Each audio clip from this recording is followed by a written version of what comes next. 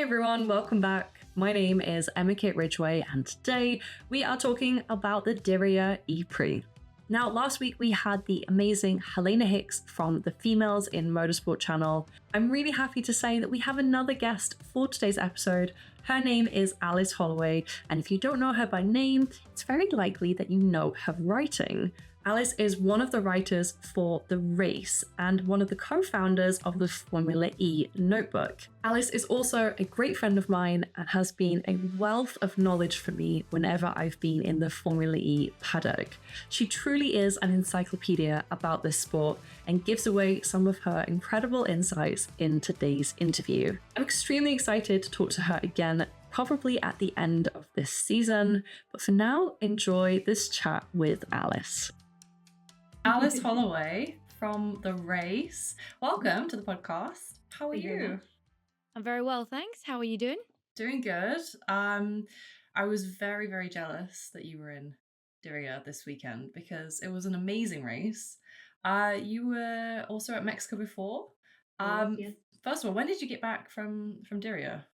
So I completely lost track of what day it is, what time it is, because time zones and everything. So I got back on Monday.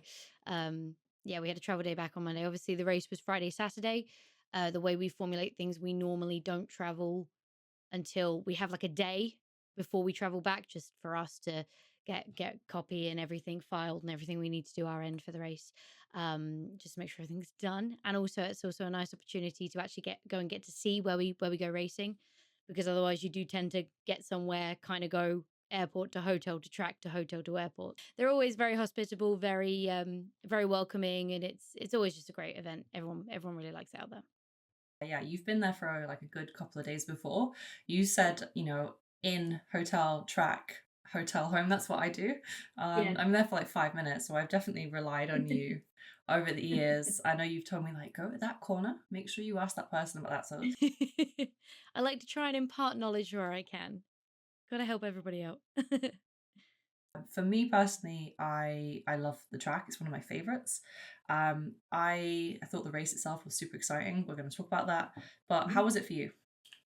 Yeah, it was really good. Like I said, much warmer than last year. So actually, last year was the first time I'd been to Diriyah to Saudi at all. So I won't lie, I was a bit anxious when I went last year. But they are very welcoming out there. I have heard and spoke to people who've been in the paddock since they've been going to Diriyah back in, I think, 2018, maybe 16 was the first time I went. One of those two, can't quite remember. But back in the day, for the women specifically traveling to that track, they had to be in the full gear and very covered up and very conservative. And I was speaking to someone actually at the track this year, and they were stood next to me in like a blouse and jeans, and they went, "You just wouldn't have been allowed to wear jeans even 2-3 years ago." So it really has changed, and they do need to be kind of welcoming for tourism, and that's obviously a big financial boost point for that country. And with Formula E coming and seeing Formula E probably going to be going to Saudi for at least this one, maybe even an additional race in the future, it kind of understands that it needs to be more welcoming than not welcoming, for want of a better phrase for that. But yeah, so I mean, it's a really good paddock. What's really nice about the paddock is where the media center is. I don't know some of the races you've done, but sometimes the media center is miles from the pit lane, from the paddock, from where everyone is. So it comes to the end of a race or the end of a session, and you're like, it's a good 15-minute walk to get over there. I've got to do a thing. I just can't get back over there. Or like before sessions and stuff, and especially before races. I don't know if you've done Berlin, but it's very similar to Berlin in that you literally fall out of the media center and you're in the paddock with everybody else. So just even like when you have some downtime and going for a peruse and just walking up and down the pit lane and seeing what's going on. And there were a couple of teams that were doing some battery changes that was a little bit on the down low, and you kind of walk past and go, aha, okay, just make a little note of that. So yeah, things like that is it's really helpful to be able to do that kind of stuff. I was immediately thinking of London with the long walk because Yeah, that's not close. it's just like, it's a lovely media center, but it's all the way up the stairs, up the escalator, two floors, then through the first section, then through the second section, and Then over the over the steps to get down, and then you're in the, I hadn't thought about that, but that is quite a long walk as well. And there's normally that like little bottleneck around the corner as well. I haven't been to Berlin, but I'm actually going this year, so I'm really excited because I love Berlin as a city. I've been there many times, but I've never seen the race. But I've heard so many good things, so many cool things about like Tempelhof. The really nice thing about Tempelhof is, and I think it's one of the things, a lot of talk at the moment is seeing that there's more permanent circuits coming onto the calendar versus street circuits. You talk to any of the drivers and they'll all tell you, and they've all told me, that's not the way they want it to go. The ethos of Formula E is that it's promoting electric racing and sustainable energy in city centres. But the nice thing about someone like Tempelhof is that you can have that street circuit, but it's all contained within itself. So you literally just walk into this like Formula E bubble where you're in the fan village, and then you go through to the media center and then the paddock and the track, and it's all very self-contained, which means you can have that city center street race promoting sustainable energy in a city center with zero disruption to the city itself. And I think that's why, I mean, I have heard there's talk that they are potentially changing locations in Berlin away from Tempelhof, which to me doesn't make sense personally. And I mean, I suppose there's argument to say that it's nice when you have the street circuits that do kind of infiltrate the city, because then you get things like, for example, Monaco. You can't go to Monaco on the Formula E weekend without tripping over the Formula E race, the E-Prix. I knew someone who did that last year. I literally knew someone who was going through Monaco on that day, and they were like, should I buy tickets? I'm like, yeah, damn right you should. So there's that nice kind of thing of more people kind of see it and get eyes on it because they're kind of forced to, because of where it is. But things like London, Tokyo will be similar because it's just a very similar setup to London in it being in an exhibition hall, and Berlin in Tempelhof. They do kind of, it works really well from a logistical side of things because it is very self-contained and very non-disruptive to the rest of the city. But there is that little bit of a trying to strike the balance, I think. It's interesting that you talk about street circuits because we announced Misano this year, which is a normal racetrack. Formula One then announced a street track in Madrid, and both camps, both like fans of both, felt like they wanted the other. Yes. Why do you think Formula E are opting for less city circuits at the moment? So unfortunately, it comes down to the really, really simple factor of finance and logistics. It is very, very expensive to put on a street-based race. It disrupts the entire city, so you need the governments of the cities to be on board. We had the situation in Seoul where there was a 5-year contract for that race. And because the parliament changed between year 1 and year 2, the new parliament went, we don't want this. Rip up a 5-year contract. So I'm paraphrasing, something along these lines happens, but it's that kind of Hyderabad as well. Hyderabad is exactly the same situation. We're supposed to be going back this year, the government changes, and then suddenly that government doesn't want to back or help fund or help with the logistics of whatever this is, or they don't like the promoter that's trying to fund the race, and so suddenly then that's a hiccup. So unfortunately for Formula E, and it is kind of the direct opposite to Formula One.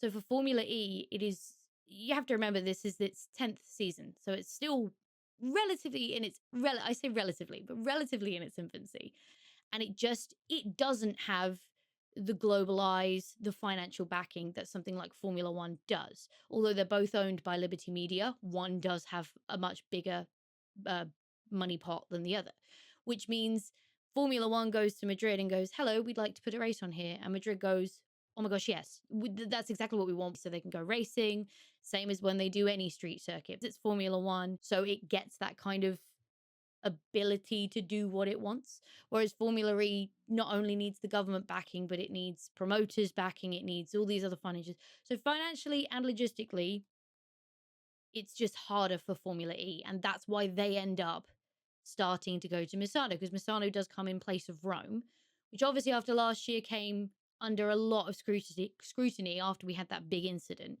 But there's also that element of, it is logistically easier for them. I was talking to a team principal about this, and they were saying, if there is a permanent circuit near the city centre, why do we not do that? Because we can use 2 birds for 1 stone here. And obviously, as I said, you talk to any of the drivers and they will all tell you they just want the street circuits. That's the more fun for them. That's the bigger challenge for them. And it's just to me and to most people, it is like you say, the ethos of Formula E, and it is. I can understand why both sets of fans are kind of like, hang on, if they announced the wrong race for each, because it feels like we should be going to the other circuit for each of the Just swap the championships yeah round. I love that explanation. You make some really interesting points, because Formula E is a much more junior championship. They are trying all these different things to try and get a bigger audience. It seems like their decisions are working, because we saw the statistics for the opening race of the season. The viewership was up, especially in the UK and the US as well. Even though there's some questions here and there about the street circuits, things like that, it feels like it's moving in the right direction. It is succeeding at the end of the day, which is nice. Yeah, it certainly does feel like it's growing. And I think if you compare it to season 1, season 2, when you have memes coming out of the Benny Hill theme over the top of the car changes because they had to change cars, yeah. And now we're in a place where we're talking about bringing in attack charge, which is this fantastically revolutionary technology that's coming in. And when I say when, because it does come with a lot of complications, and the problem with it is you cannot bring it into this championship if there is a potential that it can go wrong and completely ruin someone's race. Now, it is what it is, okay? You can never completely get rid of that potential of something going iffy. It's technology, it's software, it's code and complicated, in my opinion. Not my bag, but very clever stuff. But I think in its nature of kind of promoting fast charging and this ability to go racing and have a pit stop, these cars do still need to charge. And albeit 30 seconds for what they're charging is rapid, it does still need to do its process. So I think so long as the fans go into it not expecting a super fast, awesome, quick F1 stop, because it will literally be car drives into box, mechanic plugs in thingy, waits for 30 seconds, unplugs. There were some tests done in Mexico. And a lot of them did what they called a software check, which meant they plugged in and saw the car and put the car in the right mode. And the car was like, yes, I'm connected. Yes, I'm charging. But obviously, they're hoping to bring that in for Misano. I think there's just a little bit too much still to get right. And one of the reasons there wasn't a test in Diriyah, and one of the reasons the test that was supposed to happen in FP2 in Mexico didn't happen, was because in FP1 in Mexico, one of the team's batteries just completely went down, or charges completely went down, which meant 2 teams then couldn't charge at all. And you look at that and you go, you just can't have that happen in the middle of a race. It's also a really interesting concept, because I found out over the weekend that it's not for all rounds because of the pit lane sizes.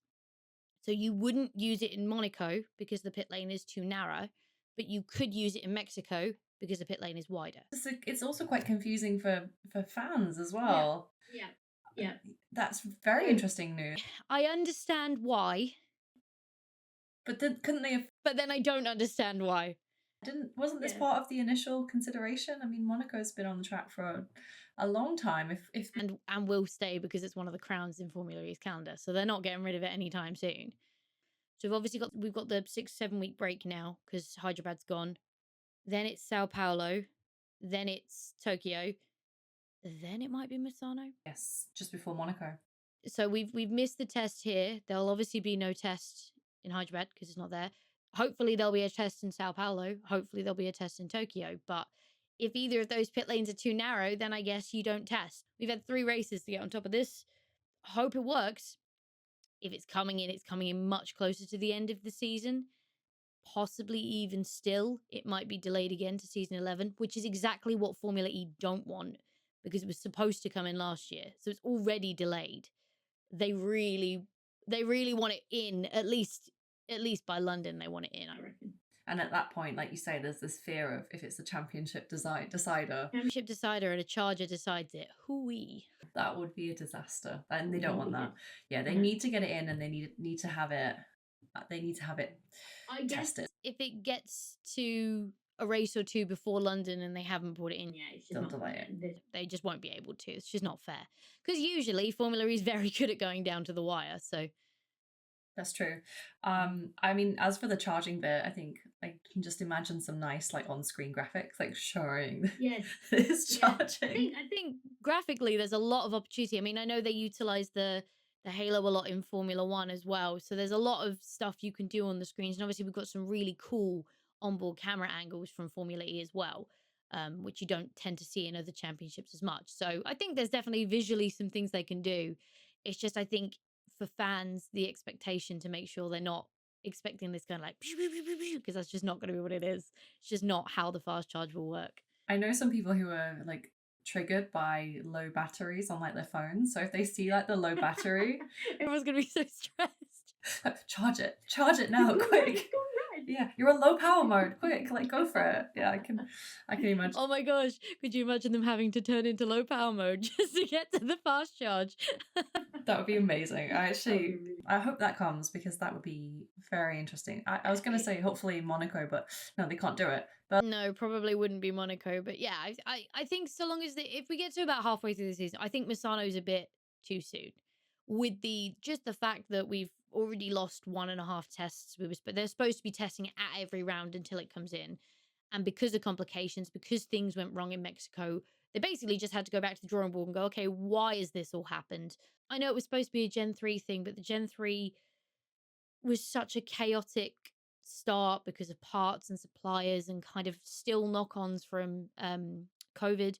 So all of these things kind of made the birth of Gen 3 really quite tenuous, very stressful, very won't it actually work? You know what? Gen 3.5. We'll bring it in for Gen 3.5 because you could have then had the end of this season or the rest of this season. We've only just started the end. You could have had this whole season to properly test, properly make sure it was ready to go, and then hit the ground running in season 11 with the new Gen 3.5. And that would have maybe felt a little bit more like it made a bit more sense, but I think that I'm really against trying to do too much. It feels like there's a lot going on there. I actually didn't know about a lot of the supply issues. I was one of those kind of blasé people that was just so happy that Formula E was back, and I'm like, yeah, it's back on TV. Well, that's the benefit you get from working with Sam Smith. You tend to know a lot more than you should know, and then you forget what you shouldn't know and tell the wrong people what you do know. I just tend to get an idea of how things are by like seeing your face. If you've got like a certain face on in the media center, I'm like, something's up. I don't know what, and then I'll wait about 3 hours, and then it'll be on the race, and I'll see it. So, I want to go back to Diriyah briefly. I mentioned before it was such an exciting set of races. Why is it not the opening race of the season? I don't know, because I feel like it used to be a few years ago, and this could very easily be that Mexico pays more to have the privilege to be the opening round. I know Mexico is a fantastic atmosphere because I was actually genuinely surprised. So I did the track walk of Mexico, and obviously you walk through the stadium section and you're looking around going, wow. In Formula One, this must be incredible because it's full and blah and all this, that, and the other. And I remember saying to Sam while I was talking about it, I was like, that won't fill up though, will it? Not for Formula E, which probably a little bit harsh on my side, but you know, the level of commitment of fans and stuff, Formula One does just have a bigger fan base. And Sam was like, no, that'll be full. I was like, oh, okay, that'll be full, whatever. As we were walking from the grid walk at the start of the race back to the media center, turned around, I was like, oh my gosh, yeah, absolutely full to the rafters. So the atmosphere, and you know, we were lucky we had some time to just walk around the fan village, and you're walking around and just everyone's just so happy to be there. They're excited for the racing, and it's kind of a shame that they got the race they got, and that's all to do with allowed energy and the nature of the track. It's just there's only probably about 1, maybe 2 if you're brave overtaking chances. It's very narrow and there's not very much heavy braking around that track, so it is difficult to overtake. And then when you're not having to manage energy too much because you've got too much, or everyone's having to super energy save because you've got too little, you're either just sat in a choo-choo train of everyone just trying to make it to the end, or vice versa. No one's having to push too much, so they've all got the energy to defend from each other. So from an atmospheric point of view, it makes perfect sense why that's the opening round. What was really interesting was before the race, talking to the drivers and everyone, they were all like, we expect this to be exactly the same as Mexico. We expect it to be really hard to overtake. We expect energy to be super easy to manage. We don't really expect, we think qualifying is going to be super important. And if you don't qualify in the top six, you're probably done. You've not got a chance of. And we did kind of see that. Again, nature of the track, it isn't the most easy to overtake on. There's still only one or two real overtaking points, and energy management just wasn't Yeah, that it was high. quite easy, wasn't it? Like they had Exactly. a good like percentage and a half, 2% at the end of Yeah. every single race. And you're right about like the overtaking. I remember second race, there was a few cars down in like the teens and they just stayed there the whole race. There Yeah. was no Yeah. moving up, cars that should be near the top. Mhm. It was very difficult outside of attack mode moving. And I think a lot of cars as well, they normally try and take the opportunity of when someone goes into attack mode to make a pass there, and that's actually how Jake Dennis got his 5-second penalty for the yellow flag overtake on Mitch Evans in the second race, which dropped him outside the top 10 and gave Evans the point.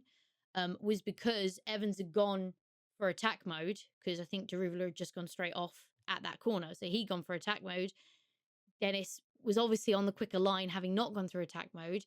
And he told me that he'd made the decision, if I break, it's more dangerous to wait and let Evans through. So I'll just carry on my line and kind of hope they understand why I did it. And he was like, it is what it is. I did undertake under yellows, so it's a fair cop. But my reasoning for why I undertook under yellows, I thought would have let me get away with it. I found qualifying on both days to be top quality. Qualifying's in some ways qualifying is like, to me, one of the most exciting parts of the whole weekend. I love the qualifying format in Formula E is one of the reasons to watch it. I didn't, however, expect to see Oliver Rowland from Nissan to be on pole. No. I think the commentators were like, it's great that he got this far, but if you don't get any further, we're proud of you, Oliver. And then he went into the next round, and I think everyone was. I even we were surprised. I think it was interesting because obviously the day before, Fenestraz had unfortunately had that very very light incident with Degrassi at the very start, which broke his steering rod, which basically same reason Bird ended up retiring from the second race, because of the broken steering column from contact. But it's just one of those things. These cars are still very fragile, and much more fragile than Gen 2 still. So it's still a factor of drivers will have contact and they're like, I did not expect that to ruin the entire race, but here we are. But speaking to Fenestraz and Roland after the first race, they were both adamant that it was really important Sasha had gone back out, because he learned a lot about the car and the performance and the setup during his laps, when he was just obviously going around at the back at that point. He's just collecting data. Roland said he'd learned a lot in the race, and they both felt very in a much better place and very on top of the car come the end of Friday.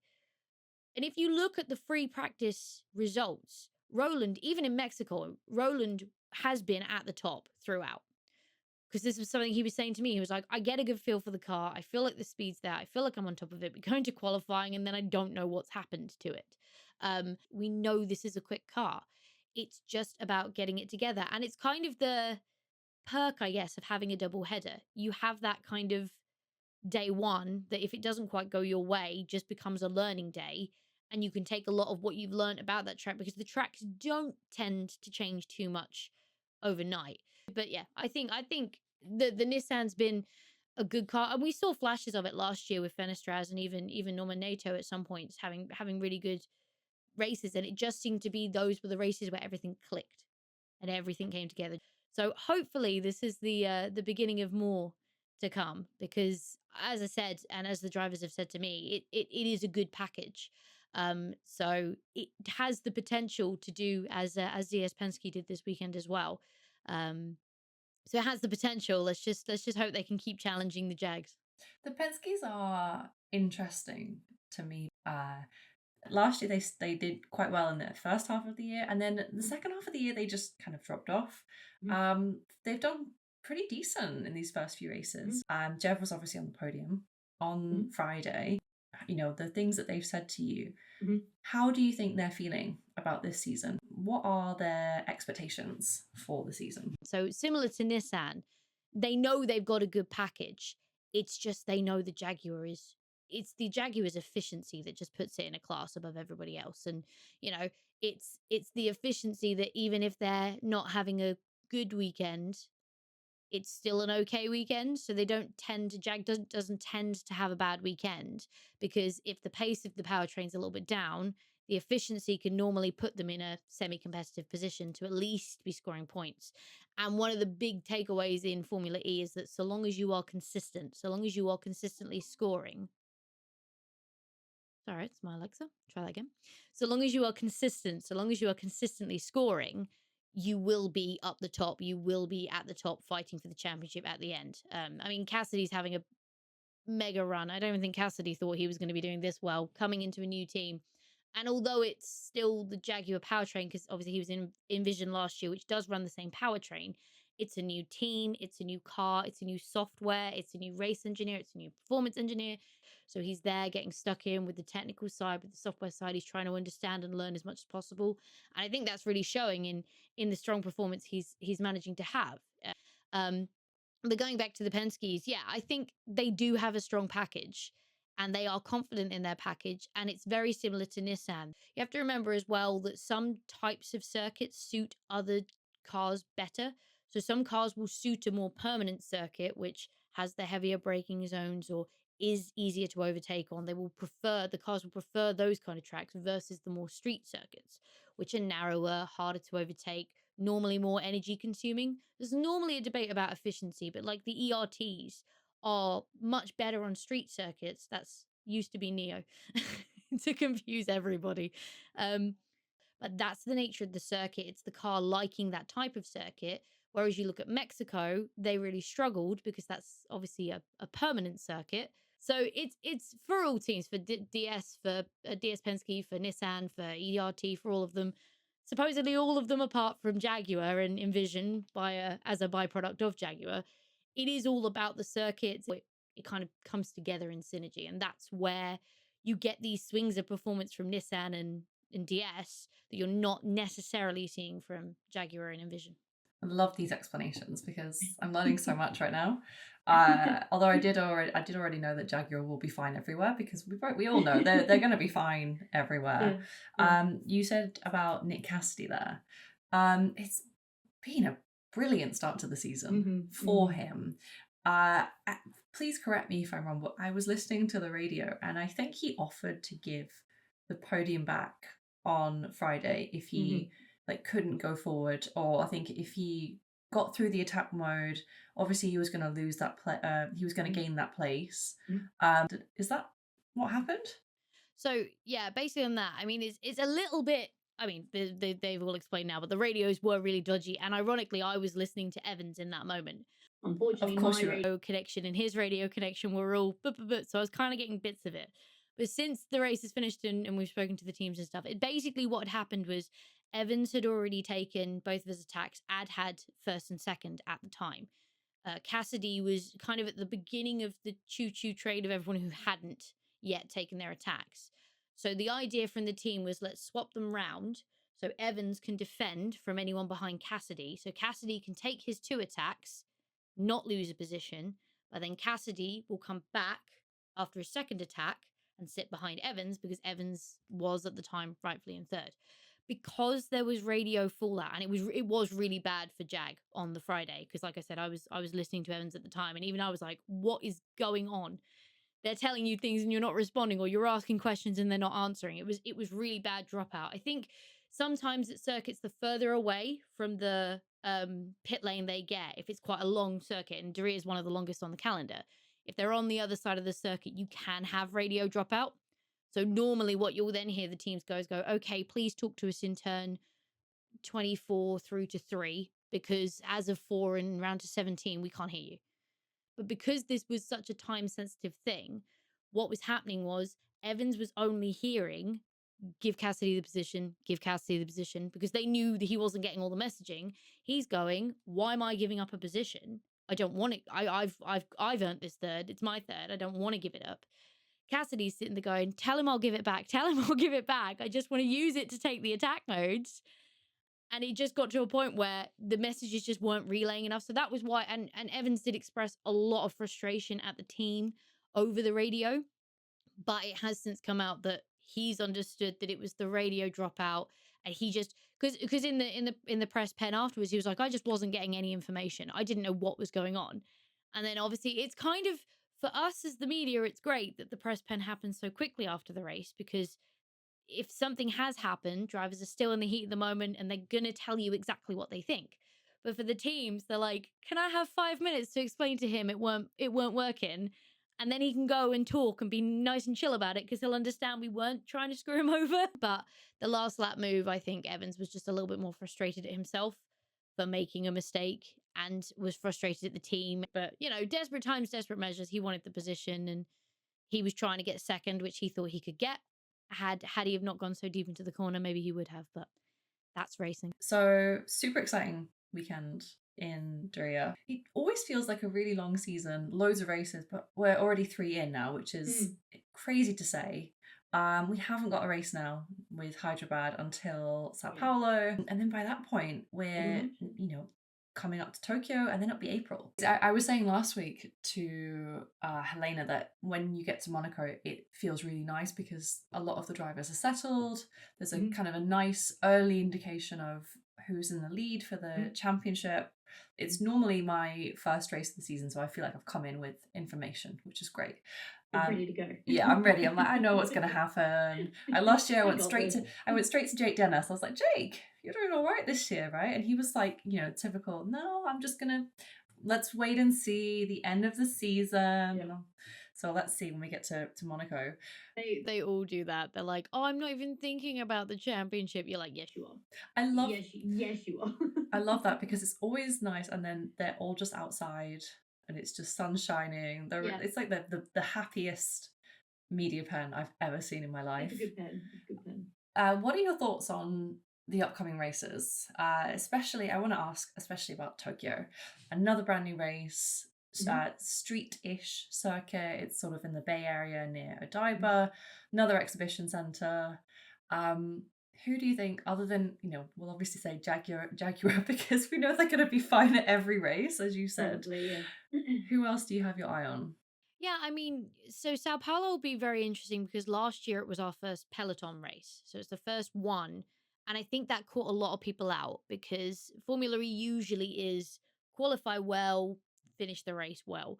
Whereas for Sao Paulo, because of the new Peloton style, because of the Gen 3 cars, it very much became Van Dorn, who got pole, very quickly was like, I'm in trouble here. I'm going to have to drop back at some point.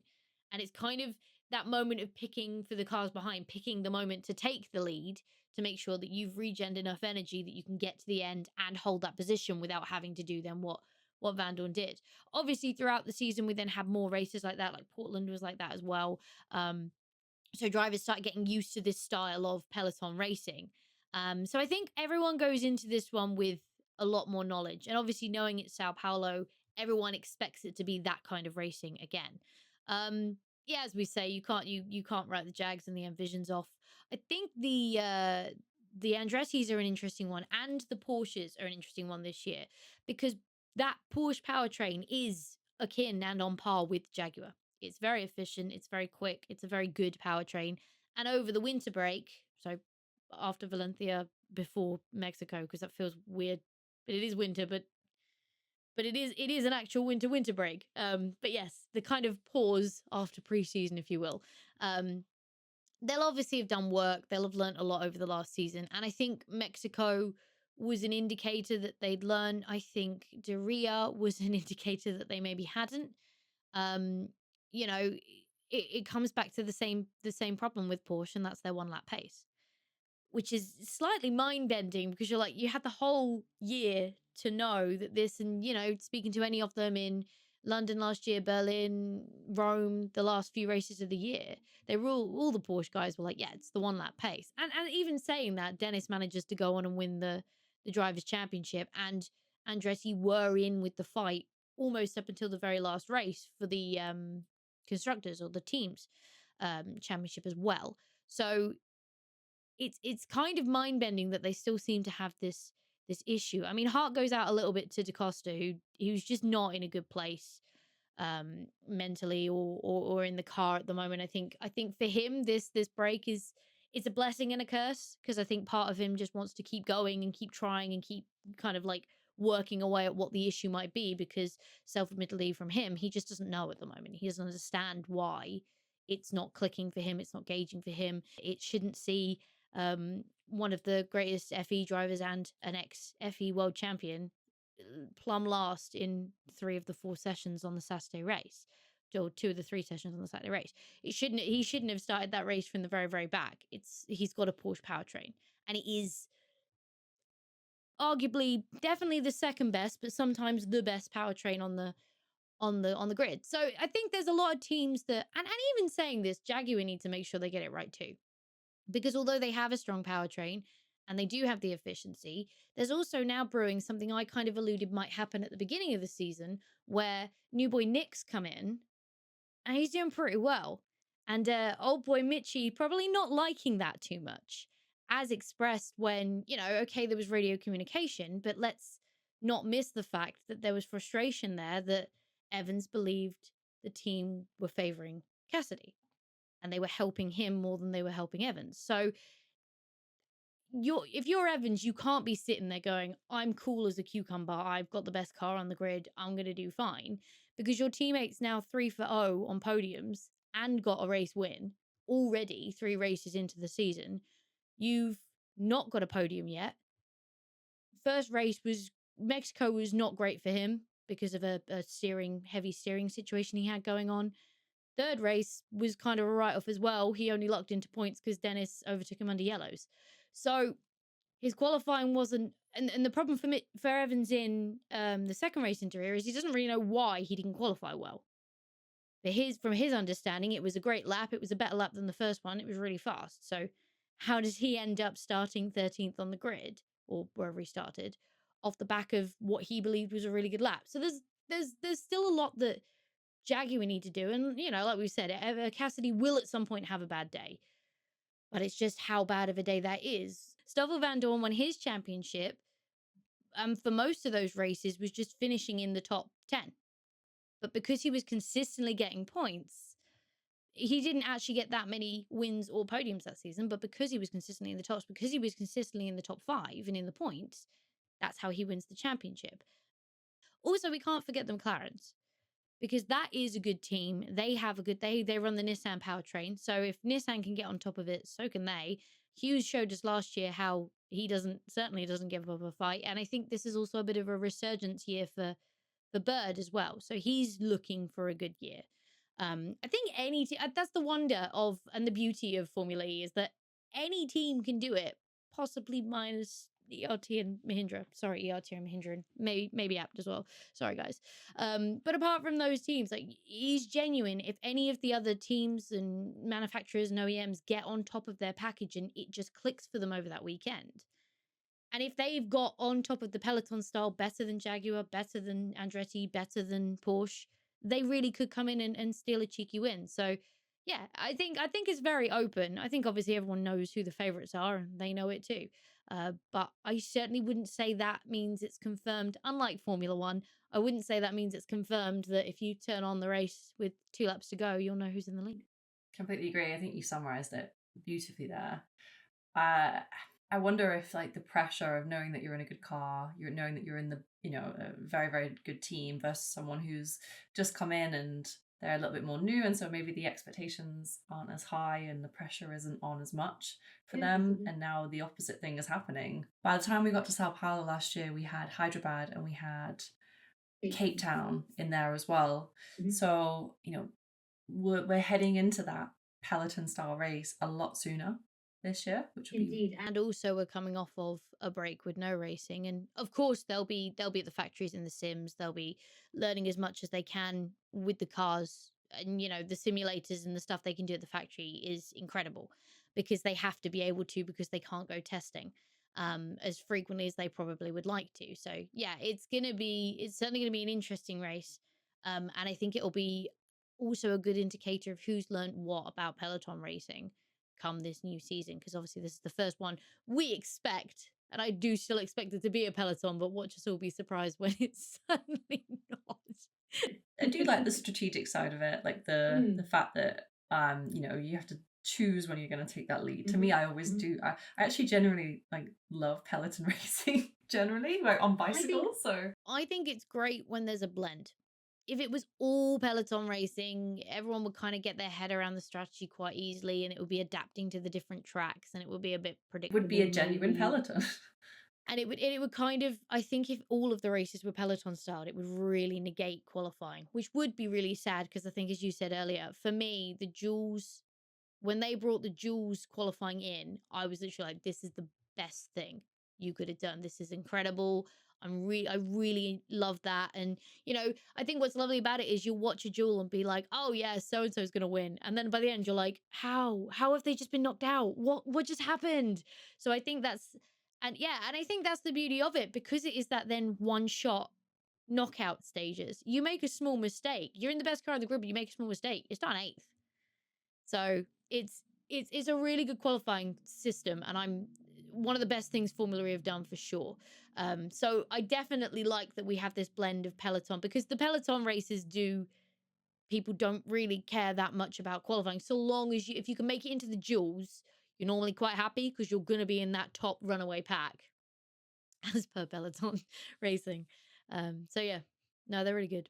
Wrapping up, which race are you most looking forward to being physically on the ground at this year? I think this year I've got to say Tokyo. For me, it's my first time going to Japan as well, so that's super exciting. It also backs onto the Formula One race in Japan, so I am staying out to do the double header, which is I'm very excited for. But yeah, I think it's going to be. I think the fans there are going to be akin to what we get in Mexico. I think they're going to be off the charts. Obviously, we've got Nissan, so they're going to be kind of under the microscope. They're going to be wanting a good race weekend that weekend, but also going to be bringing a lot of attention to the race. Asia as well for EVs is an incredibly important market, so I think it's really good we're going back there, and it's great we're going back to Shanghai as well for the same reasons. I think the teams are all super keen on that. I'm really happy, even though it is a permanent circuit in Shanghai. I think they are really happy to be going back, because it's such an important market, and that's one of the reasons Formula E is so successful, especially in bringing in manufacturers and OEMs, is that it is promoting electric vehicles and sustainability and green tech in markets where that is a really kind of key area for these people to sell to. So yeah, Tokyo for sure. Always got to say London, just because it's the end of the season and it normally is down to the wire, and you still don't know, even when it looks like, and okay, for the last 2 years it has been this guy's probably going to win it, and they have ended up winning it. But even so, you still go through that weekend like, I don't know. I really don't know. It could like, it's Formula E. Something could happen, and now suddenly they haven't scored any points, and now suddenly the gap is 3, and it's now down to everything for the last race of the season. So you've always got to say London, because that's a good one. And I guess on a personal note as well, Monaco, because that's just a special race. Irrelevant of what's racing there. Racing in Monaco is always very, very special. Completely agree. First of all, I'm extremely jealous that you're going to Tokyo. I hope you have the best time. I might send you a shopping list of... Go for it. I normally take my little cabin suitcase, because I'm normally only there for like... No, bring an empty, very large, empty one. 23 kilo for Japan for sure, yeah. And I don't want to put much in it before I go, because I reckon I'm going to be filling it up. You think you will? Monaco, I agree. To me, it's like the longest day of the whole year, because everything's all squashed in one day. It's my favourite day of the entire year. London, the atmosphere is just incredible. I love the atmosphere. That the hall, the XL, just packing those people in. You've got the pit lane, the starting grid, and then just like thousands and thousands of people. to me, it's like, it's a really good venue. yeah. And I do on a personal note, I do hope they don't move away from the XL. I think they will, just from the chatter I'm hearing, logistics and stuff. But I really like it as an event. I think it's a great location, and I think you can get so many fans there. Yeah. And it even in the smaller areas where there's like a teeny little grandstand, it still feels really packed because you've got all those people there, and there are fans all the way around the circuit. There's grandstands inside and out, so you do have fans everywhere, which just obviously keeps that buoyed up. I completely agree. I'd love to have you back. Maybe we can do something in London, live rather than over Zoom, because I know we'll both absolutely be there. So, Alice Holloway, thank you so much for talking to me. You're welcome. Look forward to reading your contributions in the race for the rest of the season. I read all of it because it's my encyclopedia, because it's coming from your brain and Sam's brain. So. And also, if you want the inside scoop as well, Sam and I have launched the FE Notebook, which usually goes live over race weekends. Obviously, in between races, it's a little bit difficult to give you the inside scoop from the paddock, but it's just little anecdotes, little things that aren't necessarily big stories, but just the little ins and outs that you maybe don't know are going on in Formula E, in the world of Formula E, that we just like to bring some attention to. So that's always good. You shared the news about The Apprentice. We did. I'm very excited about that. I'm really excited. I think it's on in 45 minutes, by the way. So this is a Thursday night. We are recording. It is back tonight. I love The Apprentice. When I saw that in the notebook, you made my day. So I'm so excited how they're going to do that. And I think just on that, I think it's an absolute masterstroke from Formula E. Obviously, they're trying to get more eyes on it, and you know, at some point, no news is bad news. But I think this is just a really good advocation, and I'm super excited to see, because I assume they'll have brought a team in to work with the apprentices, whatever you want to call them, the interviewees, whatever they are. So I assume there'll be some connection with a Formula E team in there as well. Formula T. So that's my Formula E team. But yeah, I reckon there'll be some connection with a Formula E team. I'm really excited to see how Formula E is kind of represented and promoted through this, because obviously they'll have to explain what Formula E is to the audience watching the show. So I'm really excited to see how they do that. I think I'm more excited for that than the actual challenge. I just want to see how it gets. Alan Sugar being like, "Hi, today we're going to be making a Formula E team." Honestly, I love that show so much. It was a really good show. I remember when they did something with Aston Martin, F1 team a few years ago. This is like a culmination of my. And if they don't have the meeting in the morning in the XL, they've done it wrong. Maybe they. I didn't see anyone filming there last year, but I think you and I, we were just running just running all weekend. It is the problem, and that's kind of why I try and take as many photos as I can when I think about it as I'm running around, because you kind of get to the end of the weekend, especially off a double header. I find double headers really exhausting, because you go through the whole day of doing it and you're like, okay, we're done. And now I've got to do it again. So I do try and kind of like sit there at the end of the weekend and be like, okay, let's just rerun over the race and everything that happened, and kind of try and remember what I just did. Because when you're in it, it's so quick, and you just have to be so on your feet. No double headers for a while now, at least. So got a bit of a break on them. Well, actually, I think Shanghai is the next double header. Oh yeah. When is Shanghai? Shanghai is the end of May. I think it's after Monaco. I think it's the 25th of May. It's gonna be really sad if I've remembered that quite accurately, isn't it? It says a lot about you, actually. I wouldn't. Says a lot about what I do. I'll be disappointed if you don't know like the time that it starts, if I'm honest. But oh well, I'd definitely love to come back on, and I'd definitely love to do something in London. I think that'd be really cool. Amazing. Thanks. All right, Alice Holloway, thank you so much for joining me. No worries. Thank you very much for having me.